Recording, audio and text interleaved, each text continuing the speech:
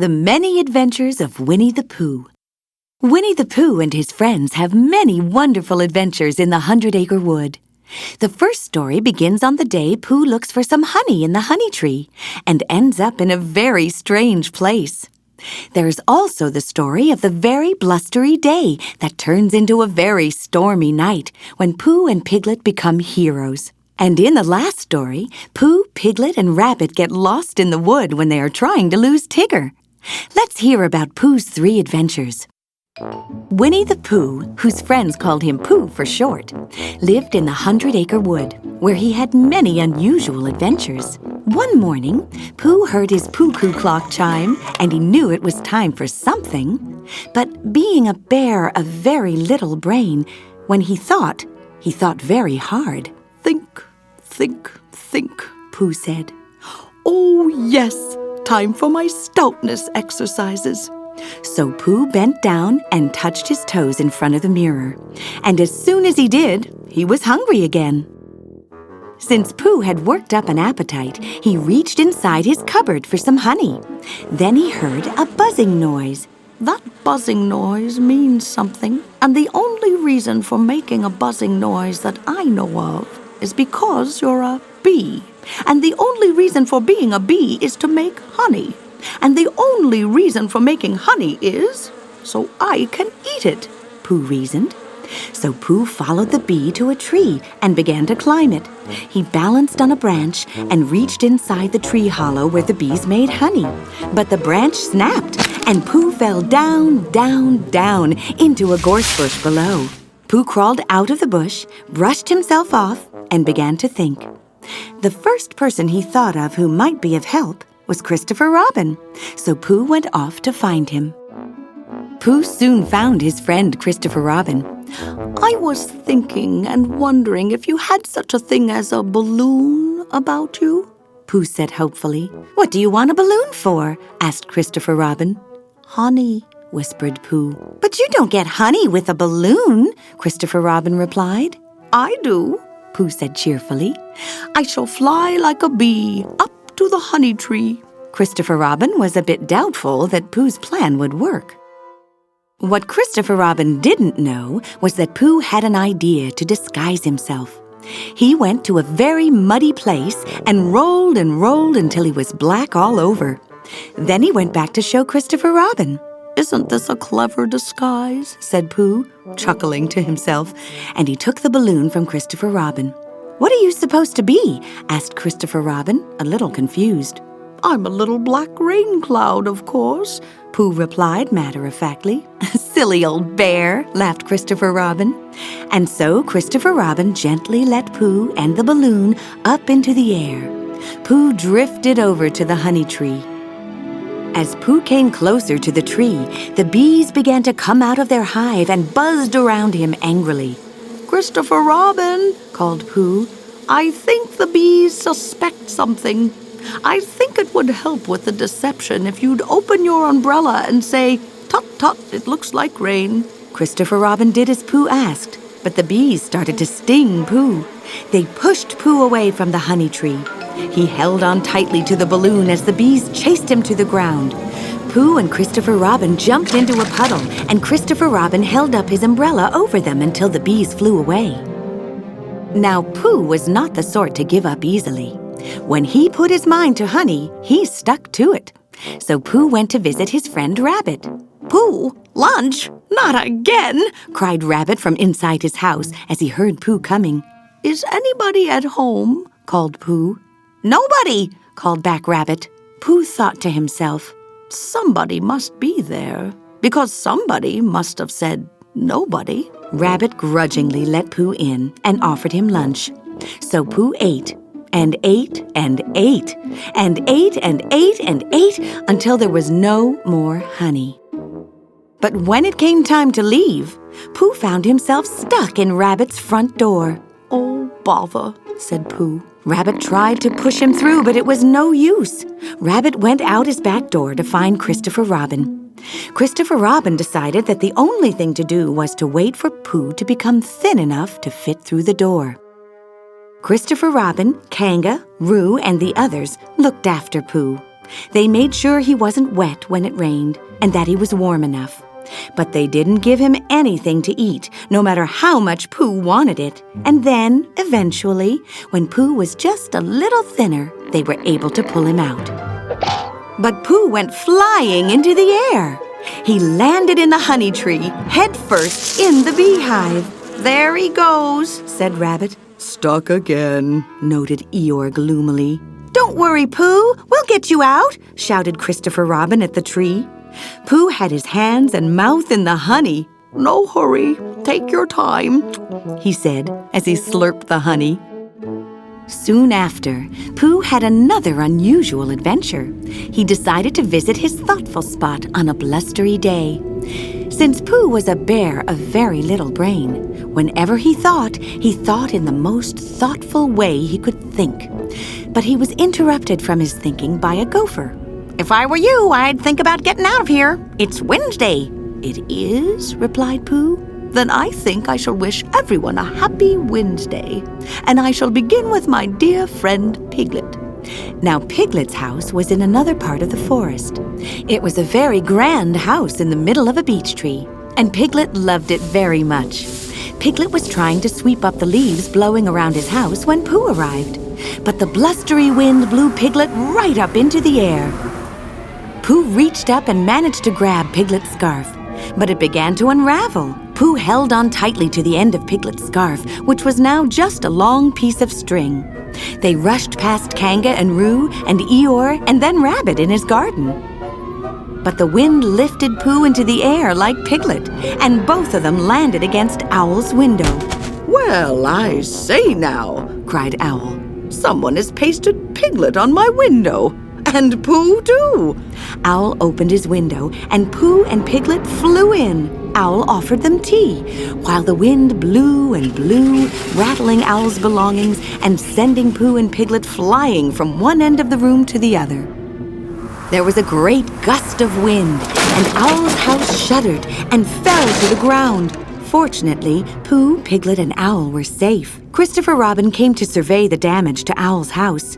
I don't think we will ever be able to fix it, he said. If you ask me, said Eeyore, when a house looks like that, it's time to find another one. I'll find a new one for him. The blustery day turned into a blustery night. At Pooh's house, it was a very anxious sort of night, filled with anxious sorts of noises. And one of the noises was a sound that had never been heard before. Now Pooh, being a bear of very little brain, decided to invite the new sound in. Hello out there, Pooh called as he opened his front door and peered out. Oh, I hope nobody answers. But somebody did answer. Hello, I'm Tigger, said Tigger as he bounced inside. Who are you? I'm Pooh. What's the Pooh? asked Tigger as he bounced on top of him. You're sitting on one, replied Pooh from underneath Tigger. But what is a Tigger? Ho, ho, ho! Tiggers are the most wonderful things there are. They're bouncy and fun, cried Tigger. Well, I'd better be bouncing along now, chum. Cheerio! And Tigger bounded away. The very blustery night turned into a very rainy night. Piglet's house was flooded. He bobbed about on a wooden chair trying to keep dry. In desperation, he wrote a note. Help! Piglet, me, the note said. Piglet pushed it into a bottle and threw the bottle out his window. Pooh was very concerned about his honey pots. He climbed up his tree with as many honey pots as he could carry. But as he put his head in a pot to check the honey level, he fell out of the tree and landed in the water with his head in the pot. Now Christopher Robin lived at the very top of the wood. The water couldn't come up to his house, so that's where everyone gathered. Roo made a very important discovery. Look, he shouted. I've rescued a bottle. It's a message, said Christopher Robin, and he read Piglet's note. Owl, you fly over to Piglet's house and tell him we'll make a rescue. So Owl flew out over the flood, and he soon spotted two tiny objects below him. One was Piglet, caught in a whirlpool, and the other was Pooh, trying to eat the last bit of honey from the honey pot. Piglet and Pooh were heading dangerously close to a waterfall. They couldn't stop and went racing down with it. But they survived the waterfall and floated along to Christopher Robin's house. "Pooh, you rescued Piglet!" shouted Christopher Robin. "It was a very brave thing to do. You are a hero. And as soon as the flood is over, I shall give you a hero party." At Pooh's hero party, Christopher Robin began to make a speech. "Attention, everybody. Now, this party is a hero party because of what someone did. And this someone is—" But Eeyore interrupted him. "I found it," he said. "House for Owl. Everyone followed Eeyore to see Owl's new house. This is it, Owl's new house," said Eeyore, who had unknowingly led them to Piglet's house. Piglet gulped. "Oh, dear me." The others gasped. Piglet said bravely, "This house does belong to our very good friend, Owl." Rabbit asked, "But Piglet, where will you live?" "Well, I guess I shall live," Piglet stuttered. "With me," said Pooh. "Christopher Robin, can you make a one-hero party into a two-hero party?" And so, Pooh was a hero for saving Piglet, and Piglet was a hero for giving Owl his grand home in the beech tree. On a sunny morning, Pooh, who was a bear of very little brain, sat not thinking of anything in particular. All of a sudden, along came Tigger, who had a habit of bouncing in on his friends when they least expected him. "Hello, Pooh!" Tigger greeted him. "I'm Tigger!" Pooh chuckled. "Yes, I know. You've bounced me before." "Well, I gotta go now. I got a lot of bouncing to do." And with that, Tigger left Pooh. Tigger bounced into Rabbit, who was working in his vegetable garden, knocking him over and sending the vegetables flying. "My beautiful garden!" cried Rabbit. "It's ruined." Rabbit surveyed his damaged garden. "Oh, Tigger, why don't you ever stop bouncing?" "Why, that's what Tiggers do best," said Tigger, and he bounced away. Rabbit called a protest meeting to stop Tigger from bouncing. "It is time we taught him a lesson. No matter how much we like him, you can't deny it. He just bounces too much," Rabbit said firmly. Piglet thought, "Perhaps if we could think of a way of unbouncing Tigger." "I've got a splendid idea," Rabbit said. "We'll take Tigger for a long explore, someplace where he's never been, and lose him there." "Lose him?" asked Pooh in surprise. "Oh, we'll find him again next morning, and mark my words, he'll be a different Tigger altogether," Rabbit said. "It'll take the bounces out of him." So it was agreed that they would start the next morning, which, incidentally, turned cold and misty. As they walked along, the mist kept getting thicker and thicker, and Tigger kept disappearing and appearing again. But when Tigger had disappeared once more, Rabbit ushered Pooh and Piglet into a hollow log, where they hid from Tigger. "Hello!" shouted Tigger. "Where are you?" "Shh!" whispered Rabbit. "I am shushed," Pooh whispered back.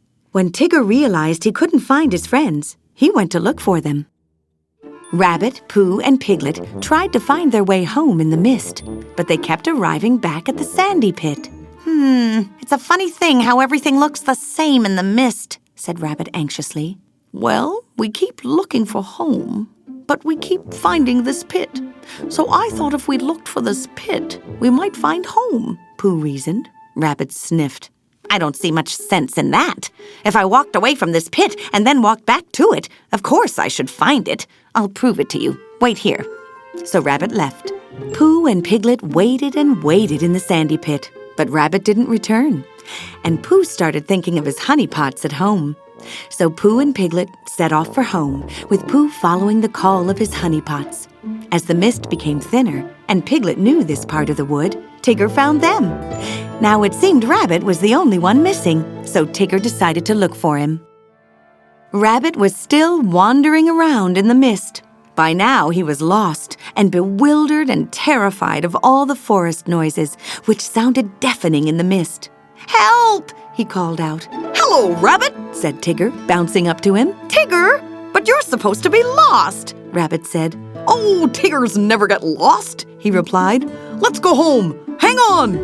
Rabbit held on to Tigger's tail while Tigger bounced him home. The first snowfall had covered the 100-acre wood. Tigger arrived at Kanga and Roo's place, ready to play with Roo. Do Tiggers like to climb trees? Roo asked as they bounced through the forest. That's what Tiggers do best. Only Tiggers don't climb trees. They bounce them, Tigger said, and they bounced high up into a tall tree. Some bouncing, huh? Said Tigger. Yow! Say, how did this tree get so high? What's the matter, Tigger? Asked Roo. I was just getting seasick from seeing too much, said Tigger, looking a little scared. Pooh and Piglet found them. Hello, Roo, said Pooh. What are you and Tigger doing up there? I'm all right, said Roo. but Tigger's stuck. Well, it wasn't long before word got back to Christopher Robin and the others that Tigger was in trouble. He can't bounce anybody up there, said Rabbit in satisfaction, looking up at Tigger in the tree. But Christopher Robin took off his coat, and everyone held a corner of it. Roo jumped into the coat. Gee, that was fun, he cried. You're next, Tigger, called Christopher Robin. Jump! Tiggers don't jump. They bounce, explained Tigger, looking down nervously. Then bounce down, said Pooh. Well, we'll just have to leave him up there forever, Rabbit said happily. Forever, said Tigger. Oh, if I ever get out of this, I promise never to bounce again. Never. So Tigger moved slowly along his branch, and nobody was quite sure whether he jumped or bounced or fell, but somehow he ended up on the ground. Oh, I'm so happy I feel like bouncing, said Tigger, glad to be on the ground again. You promised, warned Rabbit. You mean I can't ever bounce again? Tigger asked miserably. Never, declared Rabbit. Tigger walked away sadly. Christopher Robin, said Roo. I like the old bouncy Tigger best. So do I, agreed Christopher Robin. The others nodded. Rabbit, said Kanga firmly.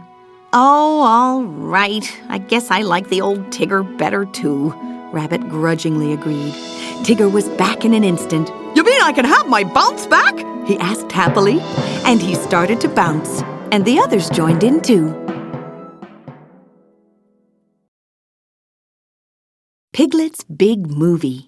This story begins when Piglet sadly realizes that his friends don't need his help because he is too small, and wanders away. But his friends find his scrapbook, which shows all the wonderful things Piglet has done for them. There is really no such thing as being too small after all. Let's listen to Piglet's big story. Piglet was working on his scrapbook, a beautiful collection of drawings of the many adventures he and his friends had had in the 100-acre wood. As he looked out his window, Piglet thought his friends must be having another amazing adventure right then.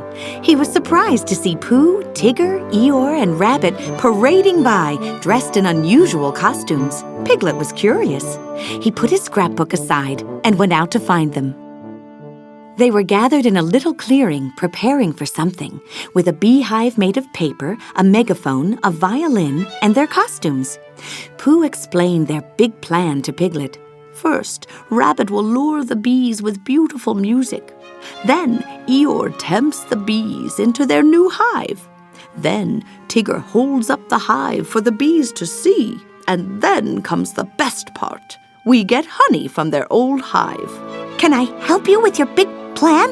Asked Piglet. Oh, thank you, Piglet. But, perhaps another time, Pooh replied. When we have a bit smaller of a plan, added Tigger, or when you're a bit bigger of a piglet. I'm sorry, Piglet, but I'm afraid this is a very big plan, Rabbit said. But the bees couldn't wait for the big plan.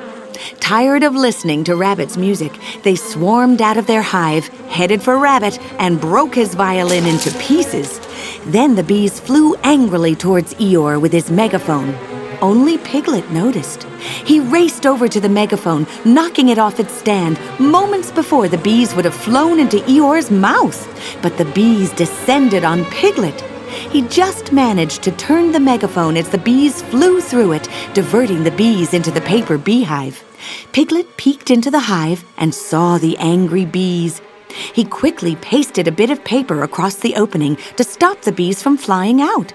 Up in the tree, Rabbit turned the real hive upside down, and the honey poured out, all over Tigger and Pooh instead of into Pooh's honey pot. We're geniuses! geniuses!" shouted Tigger. "Our plan worked perfectly," nodded Rabbit in satisfaction. "Congratulations to us all," said Pooh, and he put a sticky paw around Eeyore, Rabbit, and Tigger.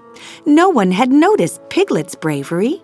Oh, Piglet, I'm sorry that you couldn't be part of our big plan, said Rabbit. "Oh, but I thought that stammered Piglet, but the others continued to celebrate their success without including Piglet. He walked away sadly. Pooh was still happily eating honey, and his friends were still talking about their wonderful big plan when they heard a buzzing noise. "Did you hear something? I'm afraid I've got some honey in my ears," said Pooh. Just then, the bees broke out of the paper hive. Pooh, Tigger, Eeyore, and Rabbit froze in fear. Then they ran as fast as they could, with the bees chasing behind them. The friends spotted Piglet's house and ran towards it, slamming the door shut on the angry bees. Piglet wandered through the wood, upset because his friends didn't need him. it'd sure be nice if my friends needed me," Piglet thought. "I may be small, but in the biggest, helpfulest way." He went back to the clearing to find them, but there was no one there, not even the bees. Piglet realized what had happened. The bees must have chased his friends. He decided to go after them in case they needed help. "Is everyone all right?" asked Rabbit. "Tigger's here, Eeyore's here, Pooh is here, I'm here. Who am I forgetting?" "I don't know, Rabbit," answered Pooh. "Let's ask Piglet." While Rabbit was checking on everyone, Tigger discovered Piglet's scrapbook and showed the pictures to his friends. "What's that tiny pink dot?" asked Tigger. "I believe it's Piglet," answered Rabbit. He suddenly realized that Piglet wasn't there. "Where is Piglet?" "We have to find him and make sure he's all right," said Pooh anxiously. "But how will we find him?" asked Rabbit.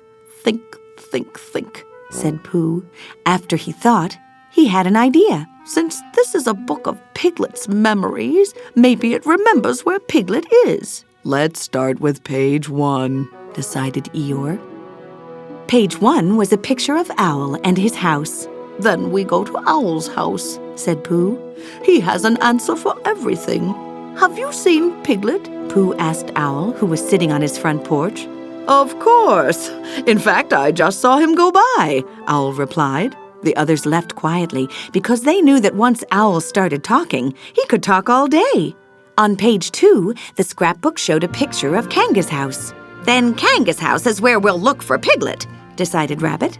The picture of Kanga's house reminded the friends about the time when Kanga and Roo moved into the 100-acre wood. "You know, if I remember correctly," mused Pooh, "this story is really about Piglet." Piglet and his friends had never seen anyone like Kanga and Roo before, and at first they thought the newcomers might be quite fierce. "I tell you, we won't be safe until they're out of the 100-acre wood," said Rabbit. So Rabbit devised a plan. "Pooh will distract Kanga long enough for Tigger and I to take Roo from her pouch and replace him with Piglet. Then Kanga will know that we know where Roo is, and we'll only give him back if she promises to leave the 100-acre wood." Their plan seemed to work. When Kanga and Roo met the friends, Pooh talked to Kanga, and Rabbit took Roo away while Tigger dropped Piglet into Kanga's pouch. Kanga bounced back home, unaware that she carried Piglet, not Roo. While Kanga was most surprised to see Piglet at home instead of Roo, she pretended not to notice. She saw Roo playing leapfrog with Rabbit outside. "Oh my, Roo dear, you've lost your bounce. I think it's time for your fishy oil," Kanga said, with a big motherly smile. "What fishy oil?" asked Piglet in dismay. "It'll help you bounce nice and high. You don't want to grow up small and weak like Piglet," Kanga said. Piglet was forced to swallow the horrible-tasting fishy oil. But it made him bounce around the room, rebounding off the walls, the ceiling, the floor, and the furniture. Then it was time for his bath. By the time Kanga had finished, he was so clean and fluffy, he barely looked like himself. There's always 2 things you get after your bath: a cookie and a kiss, Piglet, said Kanga with a wink. And Piglet liked both of them, and decided that Kanga was not really so fierce after all. Piglet went skipping outside to meet Pooh and Tigger. Was she awfully fierce and fiercely awful? asked Tigger. At first, I thought so, admitted Piglet. But then I found out she's very nice. Kanga called out to them. Hello, dears. Would you like to come in now for a little something? I'd love to.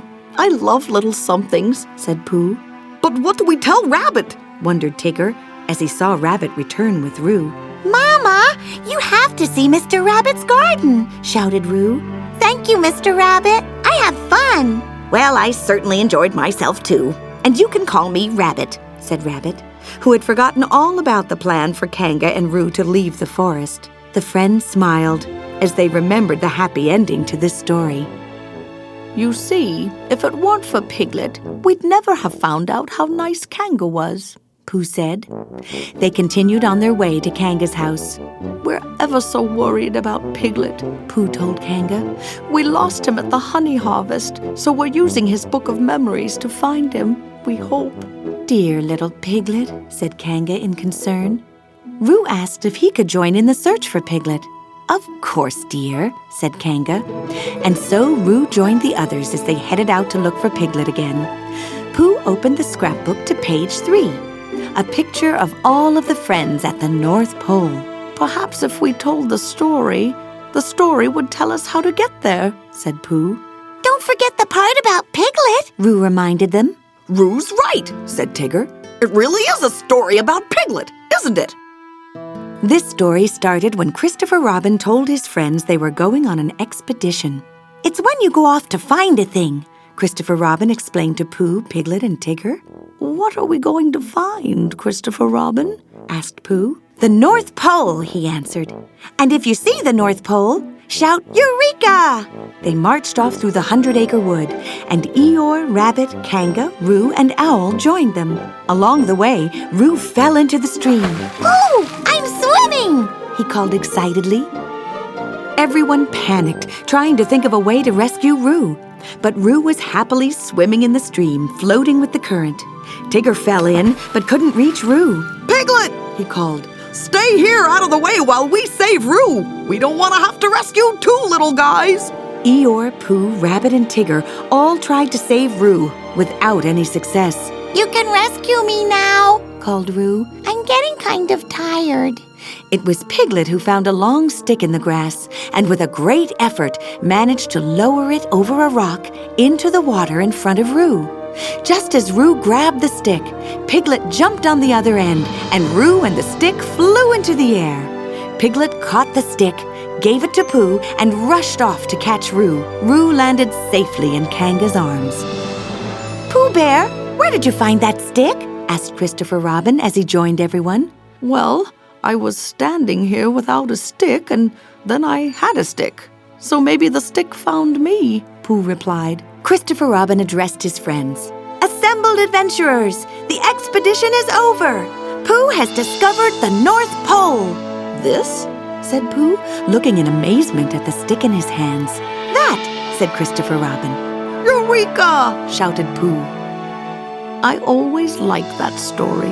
It has such a lovely end, said Pooh as he remembered the North Pole expedition. Piglet was so brave for someone so small, said Roo.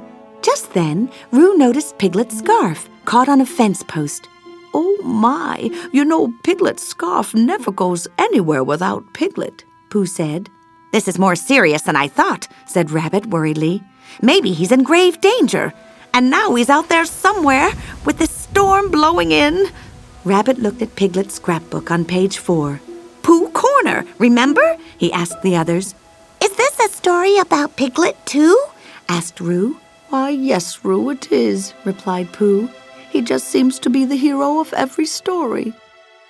This story begins when Piglet and Pooh were walking in the snow. I was just thinking, Piglet began, about how you have a house and I have a house and Rabbit and Owl and Christopher Robin all have houses, but poor Eeyore has nothing. Well, said Pooh, that's certainly something we can think about. He thought for a bit. I've got it. We'll build Eeyore a house of his own, Pooh decided. That's a wonderful idea, Pooh. But where shall we build it? Asked Piglet. Right here, said Pooh, because this is where I thought of it. And since this is where I thought of it, we shall call this place Pooh Corner. Pooh corner? Said Piglet disappointedly. But, Pooh, I was thinking along with you. Yes, that's true, Piglet. We could call this place Pooh and Piglet Corner, reflected Pooh. Piglet smiled. If Pooh Corner didn't sound better, Pooh continued, which it does, being smaller and more like a corner. So, Pooh Corner it is. Before Piglet had time to protest, Tigger came bouncing up to them. He and Pooh and Piglet began to build Eeyore a house of sticks, but the house kept falling down.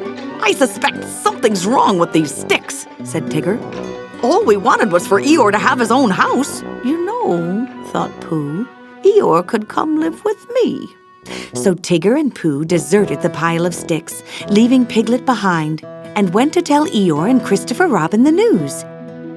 But before Pooh and Tigger could explain their offer to Eeyore, Piglet rushed up, using a pair of sticks as stilts to move through the snow. Eeyore's house is over there, Piglet said. Come on, I'll show you. So Piglet led Pooh, Christopher Robin, Tigger, and Eeyore to a hill. Everyone stopped in surprise.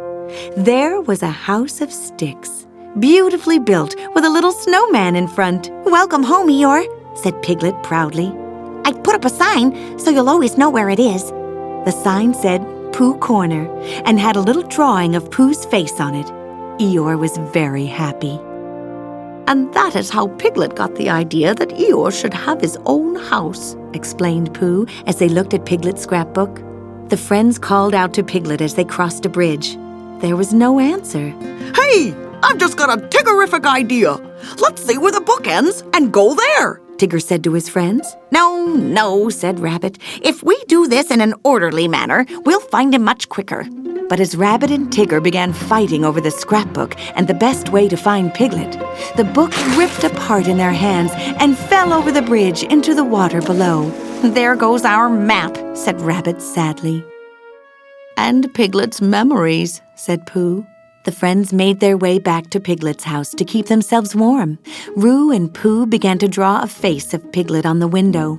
Then the others joined in and started drawing with paper and crayons. They drew pictures of Piglet and his many adventures. We've got to go get Piglet, Roo insisted. And so they went out into the dark and stormy night. They found pictures from Piglet's scrapbook scattered along the riverbank. Maybe we can put Piglet's scrapbook back together, suggested Tigger. Then we can find him in no time, said Pooh. They hurried about collecting all the pictures, and then they saw the cover, caught on the end of a log jutting out over the cliff with a raging waterfall underneath it. Rabbit began to think of a plan to rescue the scrapbook cover, but Pooh had already begun to climb the tree. I'm just getting Piglet's memories, Pooh called as he carefully moved along the fallen log. But he slipped through a hole in the log and was caught on a branch below. Oh, bother, said Pooh as he dangled over the waterfall. The friends joined together to form a rescue rope, stretching out over the log to reach out to Pooh. But they were too short. The rescue rope isn't rescuing, Pooh called. We need a little bit more, said Tigger. We just need a little help, Roo said. Who's small enough? Wondered Eeyore. Oh dear, who can help? Rabbit asked. Suddenly, Piglet was there, stepping over each person until he reached Pooh. Piglet! Cried the others in relief. My friends need me, said Piglet determinedly, and he reached out into the hole and took hold of Pooh's hand, pulling him onto the log. But the log split in two, and half of the log plummeted into the waterfall below, along with Piglet's scrapbook cover. Rabbit, Eeyore, Tigger, and Roo landed back on the riverbank safely. But there was no sign of Pooh or Piglet. We never got to tell Piglet how we feel about him, said Rabbit sadly. Or Pooh, added Roo. Should have told them when we had the chance, realized Eeyore. But Pooh and Piglet reached the riverbank safely. Pooh! Piglet! The others called. We're so glad to see you! Tigger shouted. Glad to see me? Asked Piglet. Yeah, we've been following your memories all over the 100-acre wood, and they led us right to you, Roo explained. Too bad they're all floating down the river, Eeyore said, as he watched Piglet's pictures beneath them. The scrapbook's not that important, said Piglet. But it showed us the great things you've done, said Pooh. and the others decided to take Piglet back to his house to show him. Piglet stood at his front door and gasped. There before him were many drawings by his friends, showing the grand things Piglet had done. Oh my! Piglet said in amazement. He looked at a picture of himself in armor. Is that me? He asked in astonishment. That's you, replied Pooh. I'm so big, said Piglet. I'd say this calls for a celebration, called Pooh, so the friends organized a party for Piglet. But Pooh had one more surprise. He led Piglet out the door and took him to Eeyore's house. The sign now said, Pooh and Piglet Corner, and had a drawing of Piglet as well as Pooh. It's the least we could do for a very small piglet who's done such very big things, said Pooh. Piglet smiled. Pooh's Heffalump Movie. This story is about the time when the friends in the 100-acre wood decide to catch the very frightening Heffalump. It is Roo who eventually realizes that Heffalumps are not very scary and are actually a lot like Roo and his friends. You can follow Roo's adventures in your book. Early one morning, an alarmingly loud and frightening trumpeting noise was heard throughout the usually tranquil 100-acre wood. Pooh was dreaming of honey when he heard this strange sound. He woke up with a fright and fell headfirst into the jar of honey next to his bed. Oh, bother, he said from inside the honey pot. Piglet was sleeping peacefully when he too was woken by the unfamiliar noise. Oh, dear, he stammered and ran out of his house in a panic, straight into a sheet hanging on his laundry line. It's got me, he shouted. Asleep in his hammock, Tigger woke up when he heard the terrible noise. He jumped up and crashed into a picture hanging on the wall. Only Roo was excited when he heard the strange trumpeting noise. Mama, he called to Kanga. Did you hear that sound? Pooh, Piglet, Tigger, and Roo ran to Rabbit's house. He'll know what to do, said Piglet. They pounded on Rabbit's door. Rabbit opened the door, still half asleep, wearing a pink bathrobe with curlers in his ears. It came at me in the dark, moaned Piglet. I heard this really neat sound, cried Roo. It was terrible, said Pooh. There was a zillion of them, insisted Tigger.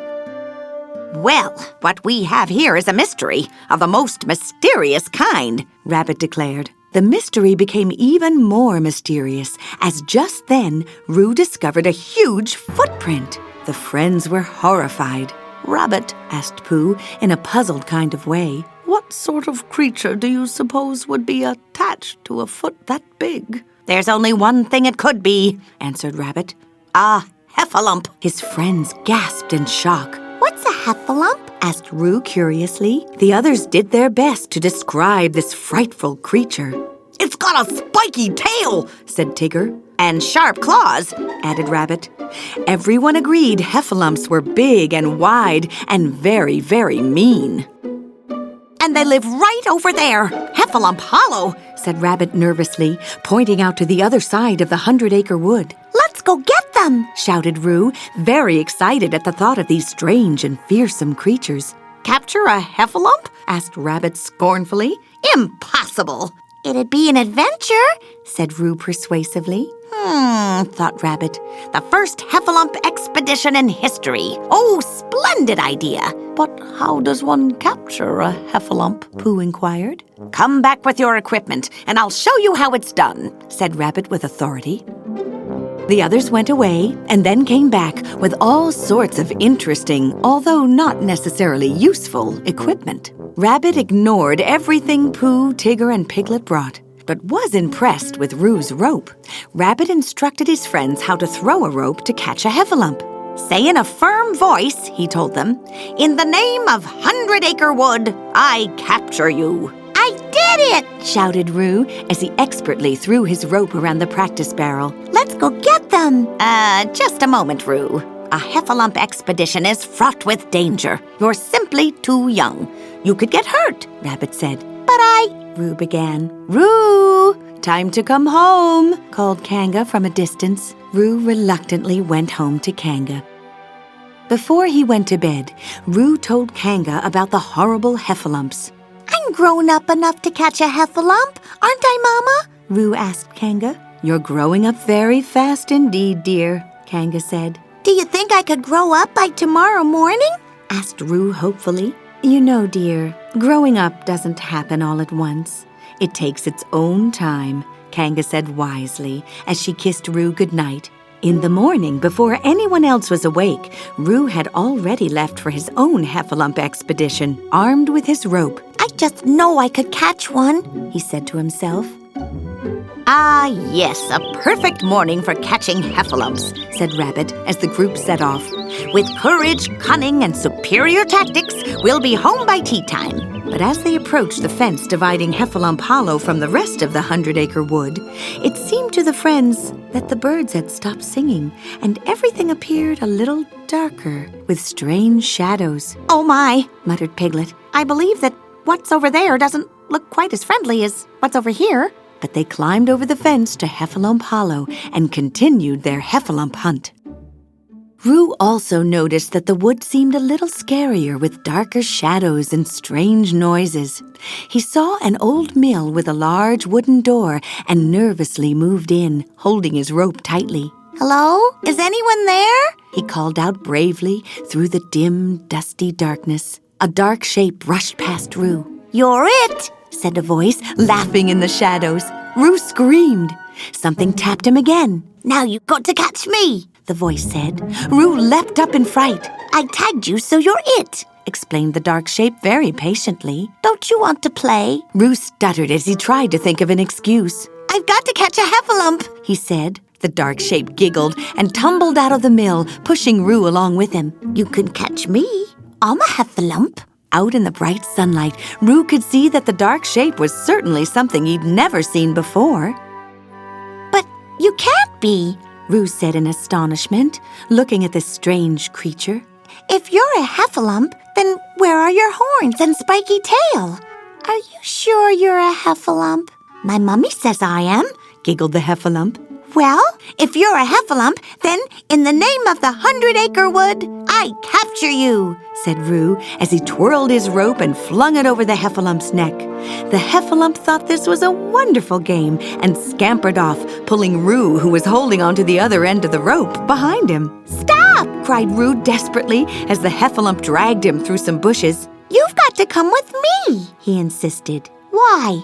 asked the Heffalump. Because I'm a grown-up, Roo said proudly. Wow, you're a grown-up? asked the Heffalump, impressed. You must have your own cool then. I haven't found mine yet. My mum said I'll find it when I grow up, the Heffalump explained as he lifted his trunk and tried to blow a loud trumpet. It didn't sound very loud or strong. Well, growing up takes a long time, said Roo knowingly. It took me just about forever. Just then they heard a loud trumpeting sound, much stronger than the Heffalump's attempt. Got to go now, said the Heffalump cheerfully. My mummy's calling. Don't go yet. Let's go see my friends first. Then you can go, begged Roo. Okay, but as soon as we're done, I've got to go, said the Heffalump. As they hopped and bounced through the forest, the Heffalump introduced himself. My name is Heffridge Trumpler Brompets Heffalump the Fourth. Whoa, how do you remember all of that? asked Roo. I can't, so everybody calls me Lumpy, replied the Heffalump with a giggle. Meanwhile, Pooh, Piglet, Tigger, and Rabbit heard the same loud, frightening trumpeting noise they had heard before. They shrieked and dived into a hollow log. I suggest a retreat to another part of the wood, said Rabbit. Roo hopped through the fence leading to his side of the 100-acre wood, but Lumpy stopped. He looked terrified. I'm not supposed to go in that part of the woods. Lumpy dropped his voice to a frightened whisper. Scary things live there. Huh? said Roo in surprise. That's where I live. There aren't any scary things in there. There's a stripy thing that bounces, then it pounces, Lumpy insisted. No, that's Tigger. He's great, laughed Roo. There's this little pink monster that squeals and shakes all the time, Lumpy continued. Oh, you're wrong about Piglet, too. He wouldn't hurt a fly, Roo explained. And then there's the loud thing, said Lumpy. And it's got long ears and it yells at everybody. Yeah, you're kind of right about Rabbit. But he's okay. Once you get to know him, Roo admitted. But my friends aren't scary. Promise? asked Lumpy. Promise, said Roo. So Lumpy wriggled his way through the fence. They made their way to Pooh's house, but there was nobody there. Lumpy sniffed curiously at all the honey pots. Then his long trunk plopped the honey out and right into his mouth. My mom usually makes me a snack about now, He explained as he ate all the honey. Oh, well, I guess Pooh won't mind, Said Roo. but we'd better leave before we break something. They tried to tiptoe out carefully, but when they closed the door, several honey pots crashed to the floor. There was no one at Rabbit's house either, but Lumpy found Rabbit's garden and happily munched his way through Rabbit's watermelon. Roo had a mischievous idea. He started spitting watermelon seeds at Lumpy. But Lumpy loaded his trunk with seeds and fired them back at Roo. Roo soon realized that Lumpy was very good at firing with his trunk. Roo and Lumpy had a wonderful time playing games in Rabbit's garden. After a little while, the friends surveyed the damage to Rabbit's garden and each other. My mom's not going to like this, Rooty Toot, Said Lumpy ruefully. Yeah, my mom neither, Lumpster. Agreed Roo. Lumpster, Said Roo. you're not captured anymore. And Roo removed the rope around Lumpy's neck. The fearless Heffalump hunters, Tigger, Rabbit, Pooh, and Piglet, ran from Heffalump Hollow and found themselves back in the familiar part of the 100-acre wood. Well, all in all, a successful Heffalump expedition, Noted Rabbit. Are you sure, Rabbit? Asked Pooh. Well, certainly, he replied with conviction. Just look around. You don't see any Heffalumps, do you? But just as Rabbit looked around, he saw giant Heffalump footprints leading to Pooh's house. The friends stood in Pooh's doorway and looked at the broken honey pots. Oh, bother, said Pooh in a resigned sort of way. I don't think it's successful anymore. Rabbit was not so calm when he saw the Heffalump had been in his garden. The Heffalumps are amongst us, He cried, frightened. It's an invasion! Cried Tigger. Run for your lives! Squealed Piglet. Hide your honey, Called Pooh. Trapped! We're trapped! Shouted Piglet. Rabbit stopped. That's it! We need traps everywhere! So they built a number of unusual traps. I'd like to see a Heffalump breach these defenses, Said Rabbit proudly as the friends stood back to survey the results of their hard work. Roo and Lumpy were still playing in the forest when they heard Mama Heffalump calling to Lumpy from a great distance. Oh no! We forgot your mom, Said Roo anxiously. I'll help you find her. But Lumpy and Roo couldn't find Lumpy's mom. Lumpy tried his call, but it was no use. It wasn't loud enough. I want my mom, he said, sniffing. Me too, said Roo. Wait, my mama! She'll know what to do. So Roo and Lumpy went back to find Kanga. Kanga was also looking for Roo. She hopped through the 100-acre wood calling out to him. But she tripped over a rope, and Tigger's net trap fell over her. "Oh, my goodness!" cried Kanga. "What's all this for?" she asked, as the friends helped her out of the trap. We've built traps to catch the Heffalump, explained Piglet. Finally, Roo saw Kanga and his friends in the distance. Everything was going to be fine now. He and Lumpy moved forward, both of them holding onto one end of the rope. "Roo!" cried Kanga, very relieved to see him. This is Lumpy. He's a Heffalump, introduced Roo. The friends, except for Kanga, were shocked, then frightened. Stop him! called Tigger. Roo was surprised and Lumpy was terrified. The others charged towards him. Lumpy ran away into the trees and disappeared. Roo raced after his friend, following his footprints, until he found Lumpy caught in Pooh's bamboo cage. Lumpy was crying. You said they wouldn't be scary, he sniffed. Oh, Lumpy, I am so sorry, Roo said sadly. He heard his friends calling out to him and knew he had to get Lumpy out of there quickly. Roo climbed up to the top of the cage and with a big effort managed to undo the knot that held the bamboo stalks together. They fell away instantly. Lumpy reached up with his trunk and gently hugged Roo. But the others found them and saw Lumpy with his trunk coiled around Roo. The Heffalumps got him, said Pooh, and the Heffalump hunters charged forward, brandishing lassos. Wait, shouted Kanga, but it was too late. In the name of the 100-acre wood, I capture you, they shouted, and the lassos landed around Lumpy's neck. No! No! Shouted Roo. Let him go! You're scaring him! We were wrong about Heffalumps, insisted Roo. They're not big and scary. Lumpy's my friend, so you've got to uncapture him.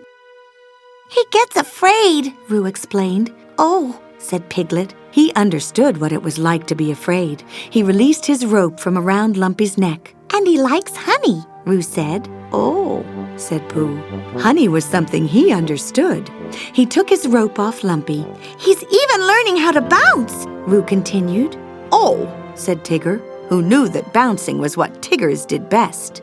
He undid his rope around Lumpy. Only Rabbit held on to his rope. He looked around at the others and finally gave in, releasing his rope around Lumpy.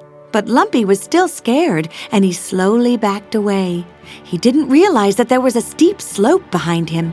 He lost his footing and fell backwards into a huge pile of fallen logs with twisted branches and roots. Lumpy! cried Roo as he grabbed one of the ropes and went after Lumpy. Lumpy managed to grab onto a tree root as Roo was flung off the end of the rope. The friends panicked. Roo had been tossed into the heap of fallen logs where he slipped beneath the twisted branches. Kanga and Tigger tried to pull some of the logs off Roo, but it was no use. The logs were too heavy and the branches and roots were entwined so tightly that it was impossible to separate them. Roo, I've got an idea, shouted Lumpy. He ran to the edge of the fallen logs and started to call. His trumpeting was very weak, but he kept trying. Finally, there was a loud and triumphant "Taroot! Taroot!" Lumpy had found his call. He held up his ears, listening intently, and then he heard an answer. It was his mother returning his call. Mummy! Lumpy cried in excitement. Mummy? The friends weren't too sure they wanted to see another Heffalump. Mama Heffalump came crashing through the forest, trumpeting. The friends cowered in terror, all except Kanga.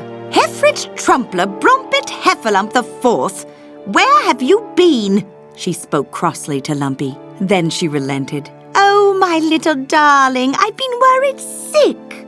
She wound her trunk around Lumpy and gave him a tight hug. I'm okay, Mummy, but my friend Roo's in trouble. Can't you save him? Lumpy begged. Lumpy led his mother to the hole with the fallen logs. Then she took control. Roo, can you hear me, love? Now don't be frightened. I'm Lumpy's mummy. The fallen logs creaked alarmingly as Mama Heffalump used her great strength to throw the logs away, one after the other. She worked tirelessly, moving closer and closer to Roo. She slunk her long trunk through an opening in the logs and reached out to Roo. The others watched anxiously. And then Mama Heffalump emerged from the logs with Roo wrapped around her trunk.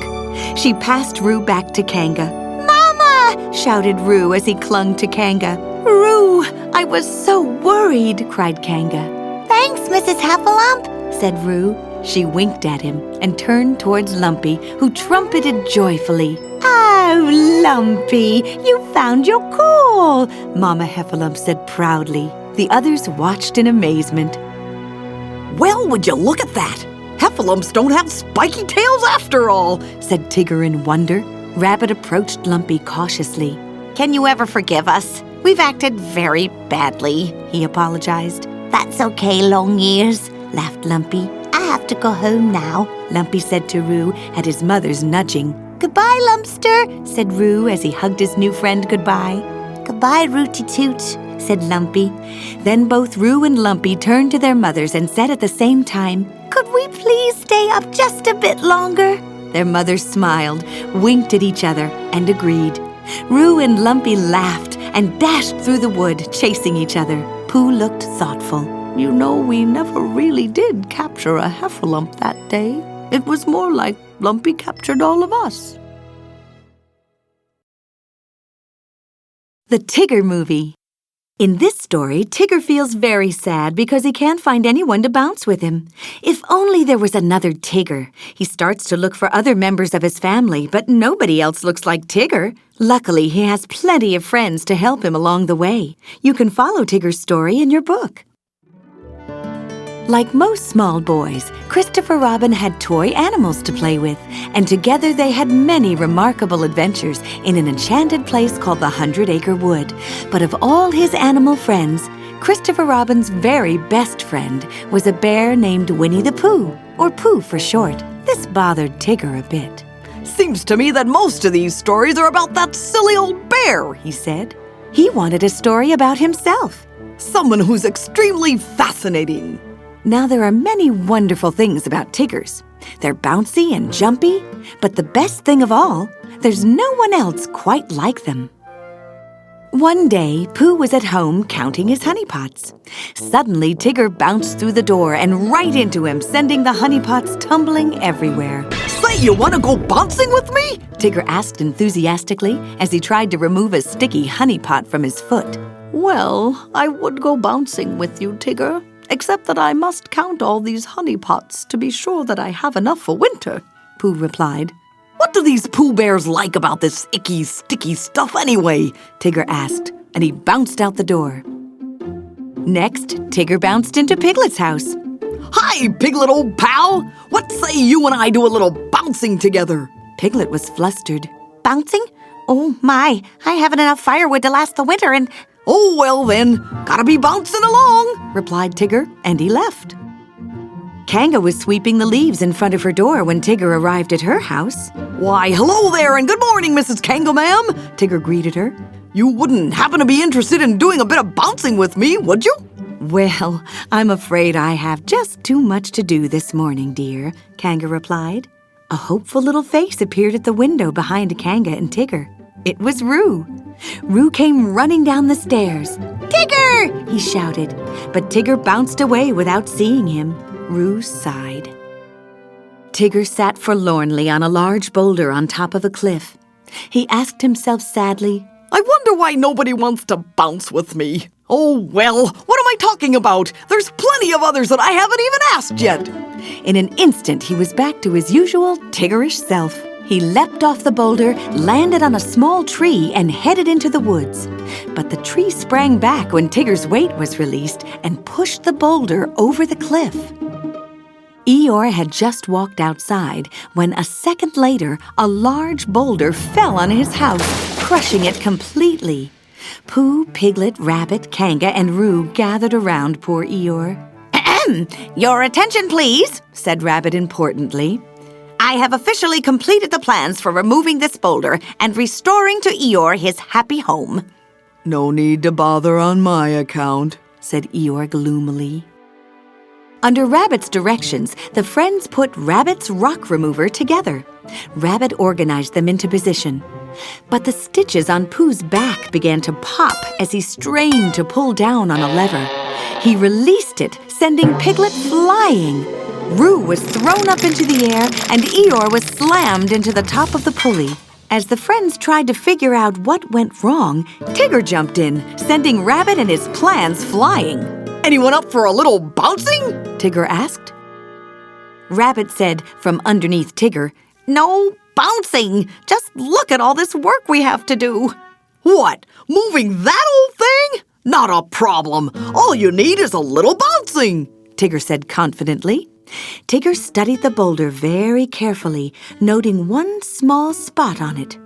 Then he twisted his whole body, including his tail, and released himself into the air.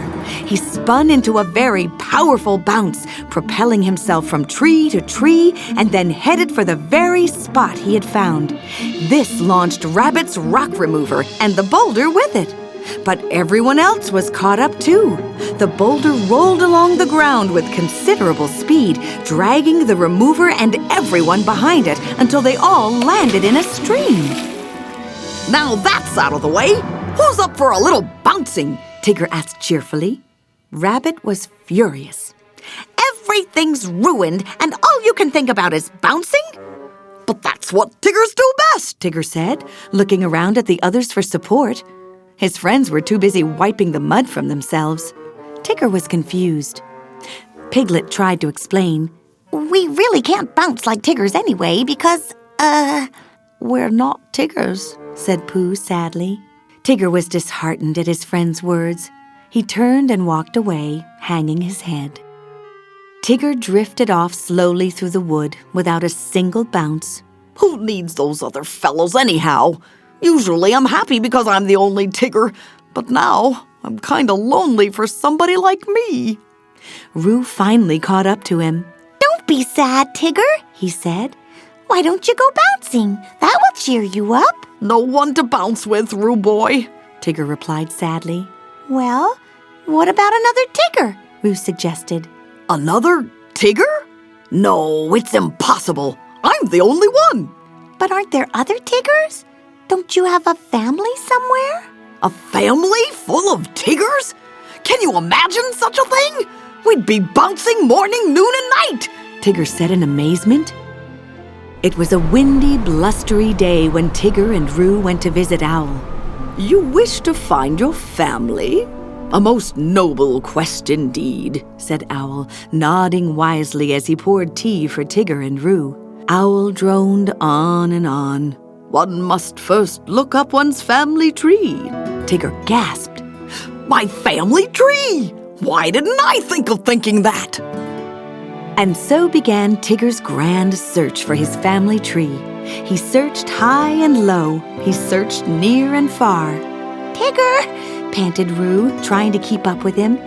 Tigger, how are you going to know which tree is your family tree? Why, that's obvious, Roo boy, Tigger replied.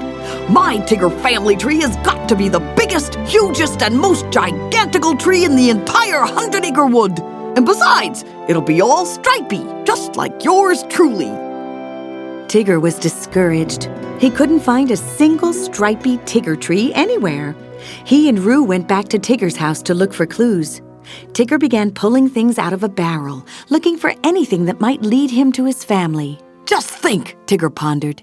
If there are other Tiggers, we could all bounce the whoop-de-dooper, loop-de-looper, alley-ooper bounce, because it's the bounce that Tiggers do best. Roo was very impressed by the sound of this complicated bounce. The whoop-de... What kind of bounce? The hardest bounce of them all, that only the very best bouncers can bounce, Tigger boasted.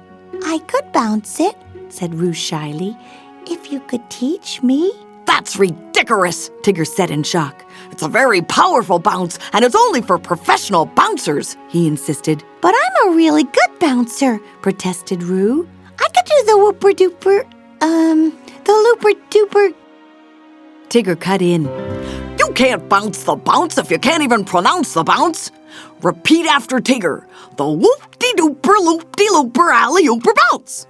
Tigger showed Roo the bounce. He wound himself up, spun himself around, whizzed through the air, propelled himself across the room, bounced off the walls, flew out the window, and then back in again and landed before Roo with a flourish. Roo was in awe of his friend. Roo immediately began to wind himself up like Tigger, preparing for the bounce. He flipped around a hammock, spun around on a record player, but then smashed into an open closet and tottered out, feeling a little stunned. Think you let it a little loose, Tigger advised kindly. But then he noticed that Roo was twisted up with a heart-shaped gold locket. This is the exact thingamabob I was looking for, Tigger cried in excitement. And it must have a picture of my Tigger family inside it. With great apprehension, Tigger and Roo looked inside the locket. Empty, said Tigger sadly. Completely Tiggerless. Maybe there's another way to reach them. Roo had an idea. A letter! Why don't you write them a letter? So Tigger wrote, Dear Tiggers, greetings and salutations. Please drop by any old time on account of my house is your house and vice versa. Love, Tigger. Tigger and Roo sat forlornly by the mailbox while the snow fell down. There was no response to Tigger's letter. Tigger sniffled and said, I might as well face it. There aren't any other Tiggers. But isn't that the wonderful thing about Tiggers? Being the only one? Roo reminded him. Tigger agreed, but then he said sadly to himself, Yep, I'm the only one. Roo wished he could do something to make Tigger feel better. At Owl's house, everyone gathered around the desk. Kanga, Roo, Pooh, Piglet, and Eeyore. Roo had asked Owl to write a letter to Tigger. Dear Tigger, he began, just a note to say, What shall it say? Owl asked the friends. Dress warmly, suggested Kanga as she wrapped a scarf around Rue's neck. Eat well, thought Pooh as he ate out of his honey pot. Stay safe and sound, advised Piglet timidly. Keep smiling, muttered Eeyore. We're always there for you, Rue added. Wishing you all the best. Signed, your family. Owl finished the letter. The next morning, everyone was awakened early by Tigger. Look at what I got! A letter from my very own Tigger family! I knew I had one!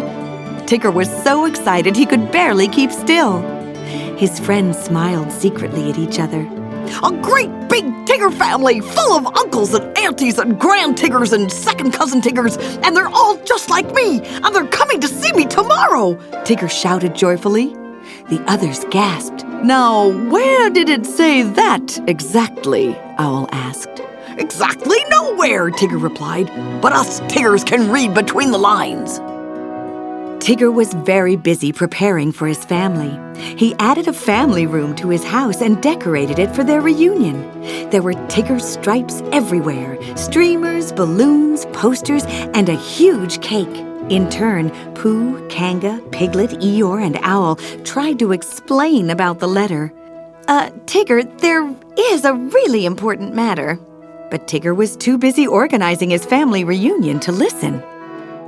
It was Rue who had the brilliant idea. All of them, Pooh, Piglet, Eeyore, Kanga, Rue, and Owl, were to dress up as Tiggers and visit Tigger, pretending to be his family. What we have to do is act real Tiggery. We have to do a lot of bouncing and say a lot of Tigger stuff, Rue told them all. But we don't know how to be a Tigger, Pooh said sadly. Yes, we do. Tigger will think we're his family if we just act happy, Rue explained. The others were convinced. Tigger paced frantically in his house. I wonder where they could be! He flung open the door, ready to go searching for his family, when suddenly, there they were, standing at the door. But of course, it was really Pooh, Piglet, Owl, Eeyore, Kanga, and Rue, dressed in their Tigger costumes. Is it really you? My very own one and only family? Tigger cried in surprise. Rue said, Gee, it's nice to have all us Tiggers getting together like this. Huh? Rue and Tigger decided they needed to bounce the whoop-de-dooper, loop-de-looper, alley-ooper bounce. Tigger gestured for Rue to go first. Rue did a great job, remembering all of Tigger's instructions, but he did land head first in a closet. Tigger was confused. A Tigger crashing into the closet while bouncing? But when Rue popped out of the closet, his mask became loose. Rue, what are you doing impersonating a Tigger? Tigger asked suspiciously. He turned to the others and began to pull their masks off.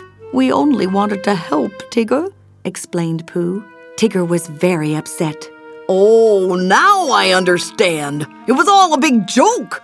Well, that's all right, because somewhere out there, there's a Tigger family tree, and I'm going to find them. Ta-ta forever, he declared. Tigger slammed the door behind him and walked out into the howling blizzard. Rabbit, Pooh, Piglet, Rue, and Eeyore decided to go into the blizzard to find Tigger. They plunged deeper and deeper into the snow, all of them terribly cold and wet. They called and called for Tigger, but there was no answer. Meanwhile, Tigger was out in the blizzard too, desperately searching for his Tigger family. Suddenly, there in front of him was the biggest, hugest, and most gigantical stripedy tree in all the entire 100-acre wood! My family tree! Tigger was very excited. Tigger climbed all over the tree, calling out for Tiggers, but there was no answer. I thought you were always there for me, he said despairingly. Trudging through the snow, Rue found the giant tree and saw Tigger sitting in it. The friends hurried towards the tree, shouting for Tigger. Tigger saw something moving towards him, calling out his name. Looks like the whole family's finally here, Tigger shouted excitedly. He bounced down from the tree and was surprised to see Pooh, Rabbit, Piglet, Eeyore, and Rue. What are you guys doing here? You're not Tiggers, Tigger said in frustration. Just then, a loud rumbling could be heard through the snow. A huge avalanche began to build up, rushing towards them. The others were afraid. Tigger took control. No time for dawdling, not a second to waste. And he bounced them all up into the tree. But the avalanche rolled over Tigger. "Tigger!" shouted the others in fear. They saw Tigger on a huge rock going down with the avalanche.